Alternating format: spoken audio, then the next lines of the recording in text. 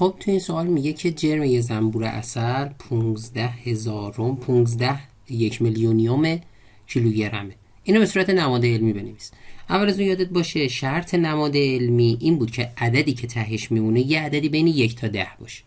یعنی خود به خود این عدد 0.1 2 3 تا 0 15 بر حسب کیلوگرم باید تهش بیاد یه همچین عددی بشه 1.5.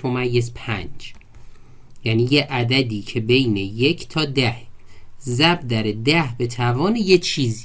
خب این 1.5 باید ببینیم ممیز چند تا خونه باید بره عقب. یعنی در اصل از اینجا 1 2 3 4 تا خونه باید بره عقب. پس میشه ضرب در 10 به توان منهای 4.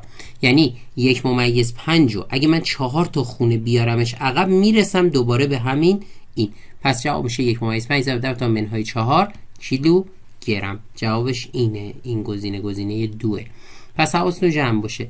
اول اینکه عدد رو باید یه جوری بنویسین که بین 1 تا 10 باشه و بعد نگاه کنید اون چند تا ممیز باید بیاد جلو یا بره عقب. اگه قراره بره عقب که توان منفی میشه. مثلا فرض کنید عددی که داده بود اینجوری بود، مثلا 15 1 2 3 مثلا کیلوگرم. مثلا شما گفتی اول از اون عددی که من باید بشه 1.5.